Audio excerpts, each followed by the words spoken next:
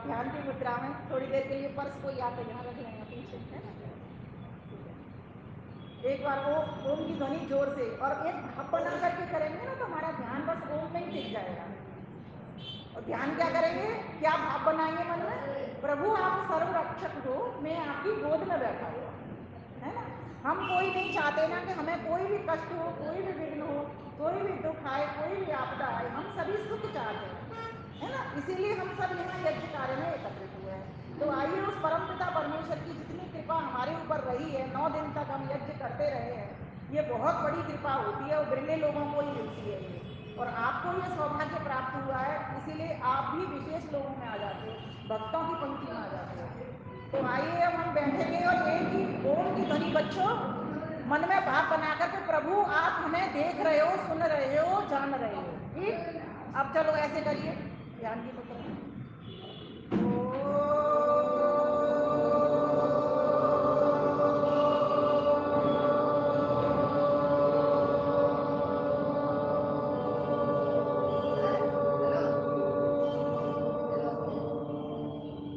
एक बार पुनः लंबा गहरा सांस भर के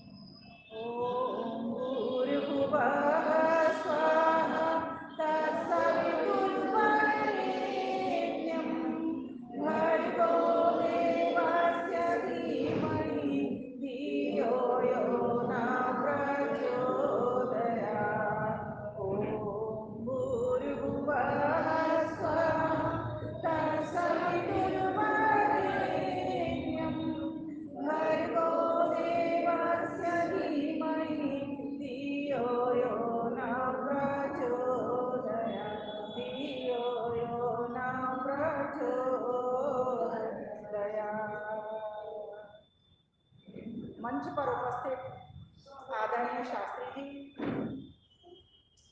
एवं ईष्टव कैलाश की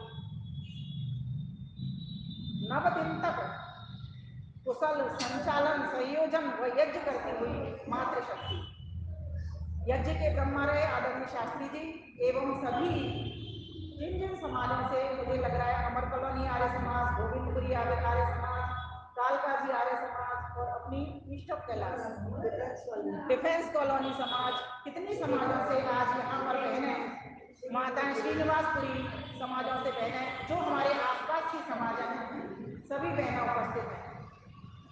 प्यारी माताओं, बहनों, हम सभी यहाँ पर बहुत ही पुण्य कमाने के लिए आए हैं। क्या करने के लिए आए हैं, मैं आपसे बात करूंगी प्रवचन में, किसी को बात करने नहीं दूंगी, किसी को कुछ करने नहीं दूंगी। हम यहाँ पर किस लिए आए हैं, किस लिए आए हैं हम यहाँ पर, किस लिए आए हैं हम यहाँ पर, प्रभु की कृपा। प्रभु की कृपा किसमें है, शांत होकर के सुनो। बहुत बढ़िया सामयिक इन्होंने उत्तर दिया है कि अभी जरूरत है इसीलिए, तो बहुत अच्छी बात है। हम सभी शांत हों। एक तो होती है चुप्पी, जैसे अभी हो रही है, हम चुप हो गए। एक होती है अंदर की शांति, तो हम सभी क्या लेने आए हैं, अंदर की शांति लेने के लिए। कुछ काम ऐसे होते हैं जो बाहर की शांति देते हैं, कुछ काम ऐसे होते हैं जो अंदर की शांति देते हैं, है ना। लेकिन ये जो यज्ञ कार्य है, जो अंदर की भी शांति देता है और बाहर की भी शांति देता है, बड़ा गहरा विज्ञान इसमें छुपा हुआ है। आज मैं उधर आपको लेकर के चलूंगी। आप सभी ने मेरे साथ गायत्री मंत्र पढ़ा। कौन सा मंत्र पढ़ा, गायत्री मंत्र के कितने नाम है, सुनो याद कर लेना, मैं अगली बार आऊंगी फिर पूछूंगी। गायत्री मंत्र को हम सावित्री मंत्र भी कहते हैं, गायत्री मंत्र को हम गुरु मंत्र भी कहते हैं, गायत्री मंत्र को हम महामंत्र भी, गायत्री मंत्र को हम उद्धारक मंत्र भी कहते हैं, गायत्री मंत्र को हम वैतरणी मंत्र भी कहते हैं, जो हमको संसार की नदी को पार कराती है। इसीलिए इसका जो अर्थ बनता है, जो शास्त्र कहते हैं, वो ये बनता है, गायंतम त्रायते इति गायत्री। जो गाते गाते अर्थात जो साधना करते करते हमको इस संसार रूपी नदी से तार देती है, संसार रूपी नदी से पार लगा देती है, उसको हम गायत्री मंत्र कहते हैं। हमने यहाँ पर यज्ञ किया, कौन से मंत्र से किया? गायत्री मंत्र से। कितनी माला की? नित्य एक माला, नित्य एक माला। एक माला में कितने मंत्र होते हैं? 108। आपको पता है 108 माला का महात्मा कितना है? 1 0 और 8 तीनों को जोड़ दो, कितना अंक बनता है? 9। 9 की संख्या पूर्ण होती है। 9 के बाद जो 10 आएगी, 1 और 0, है ना? और 0 से तो हम शुरू हुए, फिर 1 हुए, फिर 2 हुए, फिर 3 हुए, फिर 4 हुए, 5 हुए, 6 हुए, 7 हुए, 8 हुए, 9 हुए, 10 हुए। तो हम किस लिए आए यहाँ पर? यज्ञ कार्य करते हुए, गायत्री मंत्र द्वारा आहुति लगाते हुए उस 9 के अंक वाले जो पूर्ण संख्या है, ऐसे परमपिता परमेश्वर को प्राप्त करने के लिए। अब आप कहोगे, अभी तो आप कह रहे हैं शांति के लिए आए, फिर आपने कह दिया परमात्मा को प्राप्त करने के लिए। एक बात पर तो टिको। तो इसका उत्तर ये है कि परमात्मा में ही तो शांति है। जैसे कोई जल लेने के लिए कुएं के पास जाता है, नदी के पास जाता है ना, सागर के पास जाता है। वो तो सागर में खारा होता है, इसलिए नदियों का जल का पानी, कुओं का पानी पीना पड़ता है, इसलिए नदियों के पास जाते हैं, कुएं के पास जाते हैं, या फिर आजकल जो पानी आ रहा है घरों में वो पीते हैं। तो जिसके पास जो चीज है वही तो जाएंगे। तो परमात्मा के पास क्यों जाएंगे? क्योंकि उसके पास शांति है, उसके पास आनंद है, उसके पास एक भी दुख नहीं है, उसके पास एक भी कष्ट नहीं है, उसके पास एक भी क्लेश नहीं है। क्यों? इस बात को मैं कैसे कह रही हूँ? क्योंकि मुझे शब्द प्रमाण से पता चला, वेद ने कहा है, महर्षि पतंजलि ने उसको अनुमति दी है, समर्थन किया है। क्या कहा है?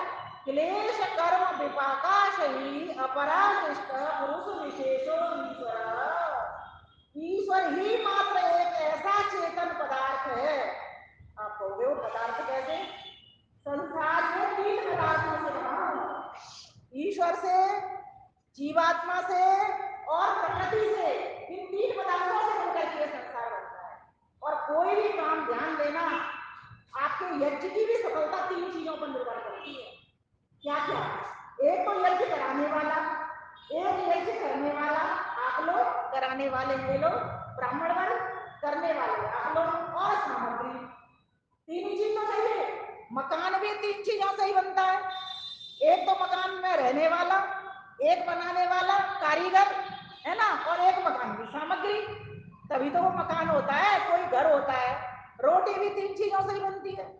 एक तो रोटी बनाने वाली, एक रोटी का सामान, है ना, और एक रोटी को खाने वाला। तो ये रोटी भी 3 चीजों के मिलन से पेट में पहुंचती है। तो कहने का भाव यहाँ पर ये है कि ये पूरा संसार है 3 तत्वों से मिलकर के बना है। ठीक? अब देखो, एक तत्व तो ईश्वर है जिसमें कि पूरा ही पूरा आनंद है, एक भी दुख नहीं है, कष्ट नहीं है, क्लेश नहीं है। ठीक? एक जीवात्मा है, इसको दुख भी है, सुख भी है, कष्ट भी है ना, और क्लेश भी है, हर चीज है इसको। 4 दिन हम सुख भोगते हैं। जिस पति से हमें 4 दिन सुख मिलता है, 4 दिन के बाद उस पति से मैं कुछ ऐसा काम कर दिया कि हमें दुख की प्राप्ति हो जाती है। या फिर जो पुत्र जब आया तब हमें सुख दे गया, लेकिन जब गया तो हमको दुख हो गया, है ना। जो बेटी जब हमारे परिवार में बहू बन करके आई, कुछ दिन तो अच्छी चली, कुछ दिन खराब हो गई। या जो सास कुछ दिन तो अच्छी रही, कुछ दिन खराब हो गई। तो इस प्रकार का जीवात्मा को सुख और दुख, सुख और दुख ये होता रहता है। ये 2 पदार्थ क्या हो गए? चेतन हो गए। एक तो ईश्वर चेतन जिसमें कोई दुख नहीं, कष्ट नहीं, क्लेश नहीं। ठीक? एक दूसरा हो गया जीवात्मा जिसके पास सुख है तो दुख भी है, कष्ट है, क्लेश है, ये सब बना ही रहता है। तीसरा पदार्थ और है, वो है जड़, जिसमें ना सुख है ना दुख है, कुछ भी नहीं है, वो अपने आप में कुछ नहीं जानता है। जैसे ये मंच, अब इसको क्या पता मैं बैठी हूँ इसके ऊपर बोल रही हूँ, इसको कुछ नहीं पता। ये अपने आप चल करके भी वहां नहीं बिछ सकता, इसको हमने बिछाया तो बिछ गया। अगर मैं इस बात को ये कहूँ कि ये मेरा शरीर देखो ये जड़ है, तो आप कहोगे नहीं हमें तो नहीं लगता, ये तो हिल रहा है, डुल रहा है, ऐसे प्रतीत हो रहा है। लेकिन सही बताऊं ये जड़ है। जिस दिन इसका कैसे पता लगता है ये जड़ है, जिस दिन ये आत्मा इस शरीर को छोड़ करके चली जाती है तो ये शरीर हिलता है क्या, डुलता है क्या, आंख खुलती है क्या, कान सुनते हैं क्या, कोई एक्टिविटी, भूख लगती है क्या, प्यास लगती है क्या, पैर चलते हैं क्या, दिल धड़कता है क्या, कुछ भी नहीं होता। इससे पता लगता है कि ये जो शरीर है वो जड़ है। तो ये शरीर किससे बना है, ये प्रकृति से बना है, ठीक। और हम आत्मा बनना बनती है ना बिगड़ती है, इसका हमको प्रमाण मिलता है। कहां से प्रमाण मिलता है, भगवत गीता कहती है। आप लोग गीता पढ़ते हो ना, गीता सुनी तो है, पढ़ते नहीं हो तो आपने, तो वहां पर क्या कहा गया है, नैनं छिन्नन्ति शस्त्राणि नैनं दहति पावक न चैनं क्लेदयन्त्यापो न शोषयति मारुतः न शोषयति मारुतः। ये आत्मा जो तत्व है वो कैसा है, ये चेतन तो है और ये कभी न मरता है न बिगड़ता है।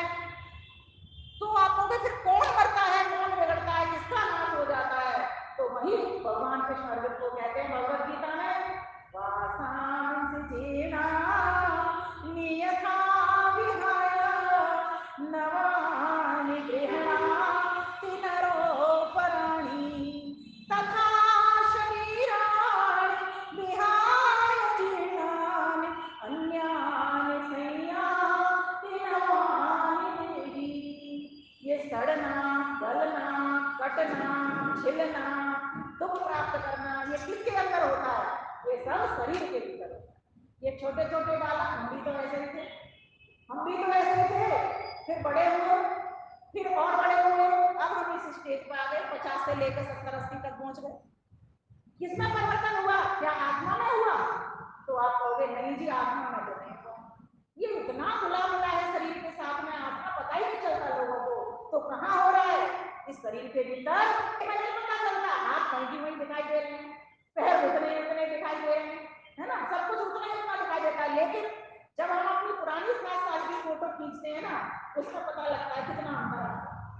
आप अपनी बचपन की फोटो निकालना, फिर 7 साल के बाद की फोटो निकालना, फिर उसके 7 साल की बाद की फोटो निकालना, फिर उसके 7 साल अब की फोटो निकालना, कितना परिवर्तन अब तक आ चुका है। तो किसका धर्म है ये घटना बढ़ना मरना छिलना कटना सड़ना और जल जाना, किसका धर्म है, ये शरीर का धर्म है। जब व्यक्ति को ये बात समझ में आ जाती है कि मैं शरीर नहीं हूं, बोलो अहम इंद्रो अस्मि, मैं इंद्र हूं, शरीर नास्ति, नास्मि, मैं शरीर नहीं हूं, नहीं हूं, मैं क्या हूं, आत्मा हूं, ठीक।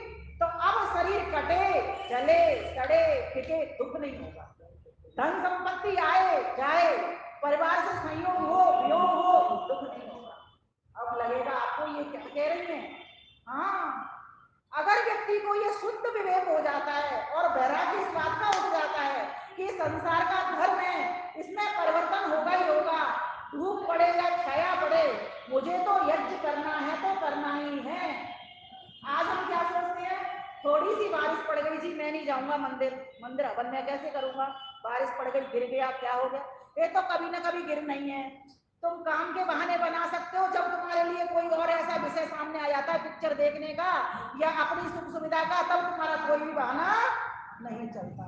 इसलिए भाइयों बहनों मैं एक बात को कहना चाहती हूँ यहाँ पर कि जब भी आपको पता चलता है कहीं पर यज्ञ हो रहा है, वहां पर अवश्य चल करके जाए, अपनी एक आहुति छोटी सी जरूर लगा करके आए, ज्यादा आपसे नहीं बनता, रोज आपसे नहीं बनता, तो सप्ताह में एक बार कर लेना अपने घर पे। आप कहोगे मुझे मंत्र नहीं आते, मंत्र नहीं आते कैसे करूंगी, तो व्यवस्था तो आज समाज के भीतर होती है, आप पुरोहित जी को बुला सकते हो। अगर आपको लगता है कि मैं पुरोहित को नहीं बुलाना चाहती पर मैं यज्ञ करना चाहती हूँ, ये समझ में आ गई है, तो 16 आहुति गायत्री मंत्र से लगा लेना। बच्चों गायत्री मंत्र आपको याद है ना, याद है ना, सबको याद है या कोई रह गया, अगर कोई रह गया वो भी सीख लेना, माँ को आता होगा पिताजी को आता होगा, तो मित्रों को तो आता है, देखो अभी तुम्हारे साथ होता है, तो सभी इस गायत्री मंत्र को सीखना। ये मात्र एक ऐसी साधना है जो आपको सच सही मायने में भव से तार देगी। अभी हमने इन दिनों नवरात्रि में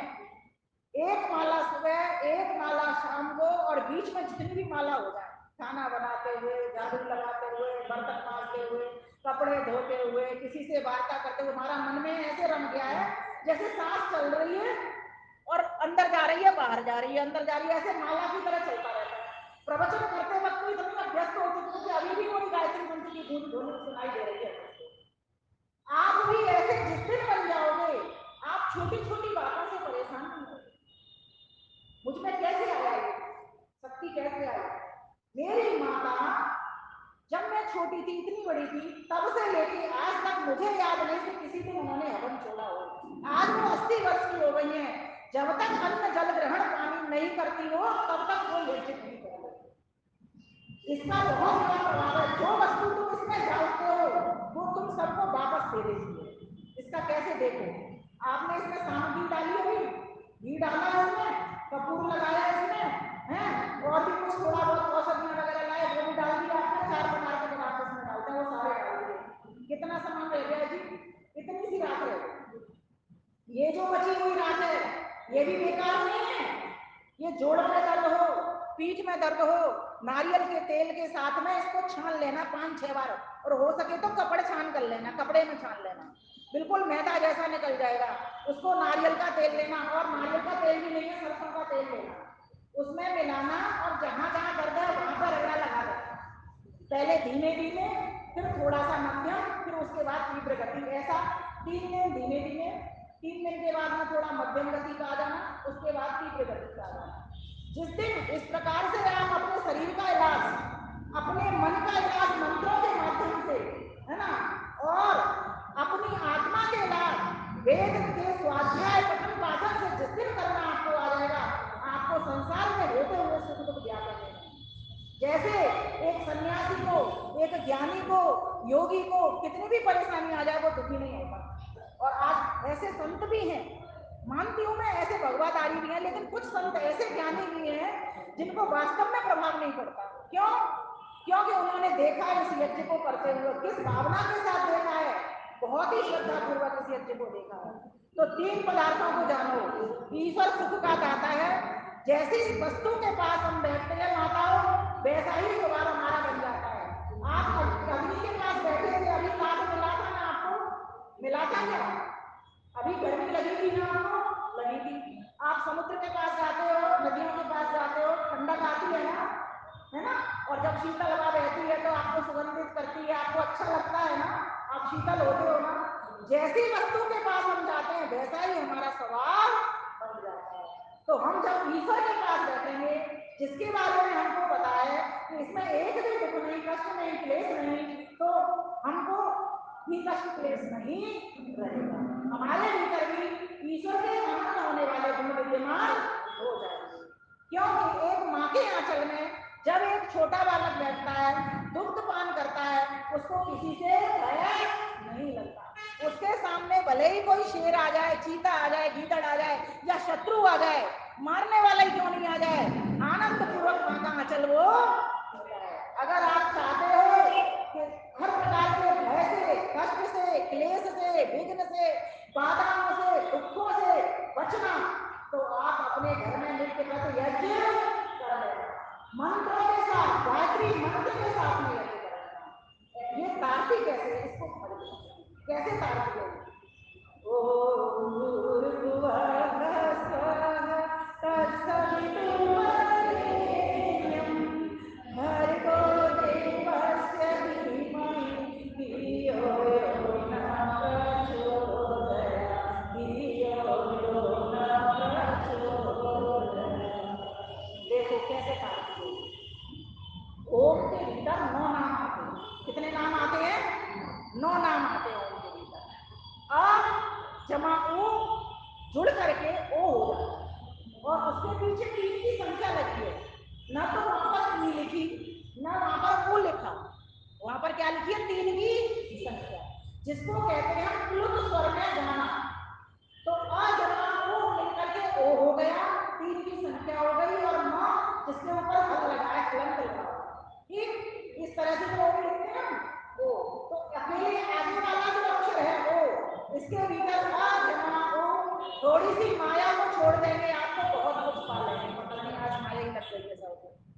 देखो सुनो, ये माया का काम हम अभी कर लेंगे, चाहेंगे तब दे जाएंगे, खुले कर लेंगे तब कर लेंगे, है ना। अभी थोड़ी देर के लिए इसको आप रोक दो। हम सभी जानते हैं, हम सभी को माया चाहिए, बिना माया के कोई काम होता नहीं है, लेकिन हर चीज का एक समय होता है। इसीलिए तो हम सुखी दुखी हो जाते हैं। हमको अपने आप को व्यवस्थित करना नहीं आता कि कौन सा काम हमको कब करना है। रुपए मिलेंगे हम जब, या तो पहले गिन ले तो, या हम जाएंगे तब दे करके जाएंगे, खुले करने तब कर लेंगे, एक साथ तो कोई भागेगा नहीं यहाँ से। इसीलिए माता और बहनों में प्रेम पूर्वक आपसे निवेदन करना चाहती हूँ, कोई व्यक्ति अगर कहीं से आया है, मैं तो चलो सामान्य हूँ, और आगे भी कोई विद्वान कहीं से आता है, बहुत सोच करके आता है। मैंने तो आज सोचने का, मेरे पास तो समय नहीं था, सरला बहन जी का मेरे पास फोन गया, आपने आना है, मैं आ गई, उपस्थित हो गई। सोने का मेरा थोड़ा सा वक्त हो रहा था, दिन भर सो नहीं पाई, आज कंजे बंज के वहां भी खिलाए, मंदिर में घर भी खिलाए, तो समय ही बिल्कुल नहीं निकाल पाई। पहले रचना जी के कार्यक्रम में जुड़ गई थी, थकान काफी थी, फिर भी मैंने कहा ये परोपकार का काम, यज्ञ का काम है, प्रवचन का काम है, इसको नहीं छोड़ना चाहिए। क्योंकि कोई भी व्यक्ति, यजमान भी बड़ी उम्मीद लगा करके किसी विद्वान से कहता है, आपके बिना होता नहीं, ऐसा नहीं है। शास्त्री जी अपना हमारे बहुत अच्छा 9 दिन से आपको यज्ञ करा रहे हैं, और वो प्रवचन भी करते हैं, सब कुछ बढ़िया होगा, लेकिन कहने आपकी इतनी श्रद्धा है कि आप मुझे बुलाते हो, और मैं 5 दिनों में चली भी आई, अगर दूर से फोन आता तो मैं पहुंच भी नहीं पाती, क्योंकि ट्रैफिक इतना अधिक है। तो कहने का भाव यहाँ पर ये बनता है, जब तक हम ईश्वर को नहीं जान लेंगे, तब तक ईश्वर में रुचि लगने वाली नहीं। और जिस दिन हमको ये पता लग गया कि ईश्वर में ही आनंद है और हम में आनंद नहीं है, जीवात्मा में एक ही गुण की तो कमी है। देखो, सत्य भगवान है, सत्य हम जीवात्मा है, हमारी भी सत्ता है ना। पहले भी थे, आज भी आगे रहेंगे। ईश्वर भी पहले था, आज भी आगे रहेगा। ईश्वर भी चेतन है, हम भी चेतन है, तो दो गुण तो समान हो गए, सत्य चित्त के। एक ही तो गुण ऐसा हो गया जो हमारे बीच में पास में है, तभी तो हम किसी शक्ति को पाने के लिए भग रहे हैं, बार बार उसी के पीछे पीछे लग रहे हैं कि कहीं से हमारे पास वो आनंद आए, वो ज्ञान आए, वो बल आए, जिसको हम खींच लें। हर कोई भग रहा है, पता है। पशु पक्षियों को देखो, हम नहीं समझते, वो भी जब उन्हें दुख पड़ता है, क्योंकि वो इतने अधिक बुद्धि तो उनके पास है, वो तो भोग योनियां है। पशु पक्षी कैसी योनियां है? भोग योनियां है। कैसी योनियां है? बोलो, भोग योनियां है। और मनुष्य कैसा प्राणी है? उभय, जो भोग भी भोगता है और अपवर्ग मोक्ष भी करता है। तो हम मनुष्य की योनि में आए क्यों है? भोग तो पशु पक्षी भी भोग रहे हैं, 4 काम सारे पशु पक्षी करते हैं। आहार निद्रा भयमैथुनं च सामान्यमेतत् पशुभिः नराणाम्। 4 काम सभी कर लेते हैं, भोजन ग्रहण करना, निद्रा नींद लेना, भयभीत होना, अपने से बलवान से हर कोई जीव डरता है। आहार निद्रा भय, मैथुनम च संतान उत्पत्ति हर कोई कर रहा है, कोई जीव नहीं है। पशु पक्षियों में तो बहुत ज्यादा संतान उत्पत्ति है, कबूतर कौवे ये सबसे ज्यादा काम के धनी होते हैं, बहुत ज्यादा करते हैं, इसीलिए इनकी आयु भी बहुत कम होती है। पक्षियों की आयु सबसे कम होती है, उनसे जितने भी छोटे और हैं उनकी आयु और कम होती है। मनुष्य को 100 वर्ष की आयु मिली है, कम नहीं होती 100 वर्ष की आयु, लेकिन 100 वर्ष में भी पशु पक्षियों का ही व्यवहार वो करता रहा, तो उसने कौन सा काम कर लिया? बच्चों, हमको क्या बनना है? राम बनना है, रोज यज्ञ करते थे राम। हमको कृष्ण बनना है ना, रोज यज्ञ करते थे, है ना। हमको क्या बनना है? हमें बेटी नहीं है कोई, बेटे ही बेटे हैं सब। चलो, हमको वीर शिवाजी बनना है ना, हमको महर्षि दयानंद बनना है ना, है ना, हमको भगत सिंह बनना है ना। कैसे बनेंगे? जब हम आर्य समाज मंदिर आया करेंगे। शास्त्री जी होते हैं, रोज यज्ञ करते हैं शास्त्री जी, शुरू कर दिया ना शास्त्री जी आपने, नित्य यज्ञ करते हैं। आप कहाँ रहते हो? आसपास ही रहते हो कहीं ना कहीं, है ना, पड़ोस में ही तो रहते हो कहीं, आप आया करो। आप कहना आंटी कितनी अच्छी बात बता करके गई थी, हमारे मंदिर में आते हैं बच्चे, पता है जिस दिन मैं नहीं जाती माता जी, उस दिन बच्चे हवन करा लेते हैं। पंडित जी के बच्चे हैं वो तो ठीक है, पंडित जी के बच्चे तो कराएंगे परंपरानुसार, ठीक है, लेकिन जो बच्चे नित्य यज्ञ नहीं करते हैं ना, उन बच्चों में कुछ नहीं आ पाता, ना पढ़ाई में अच्छे नंबर उनके आते। इसलिए आज हमारा कर्तव्य बनता है हम सभी का कि अपने संतानों को अपने साथ यज्ञों में लेकर के आया करें, यज्ञों की प्रेरणा दिया करें। तो आज के दिन नवरात्रि के इस उत्सव पर मैं यही कहना चाहूंगी, नवरात्रि तो आपको जगाने आई, संकल्प दिलाने के लिए आई। अब कल आप विजयादशमी पर्व मनाओगे तो उसके लिए एक ही संकेत होगा कि हमारे जो शास्त्र हैं, शास्त्रों में कीमत न लग जाए, और जो शस्त्र हैं कहीं ऐसा न हो कि उनकी जंग हम छुड़ा ही ना पाए।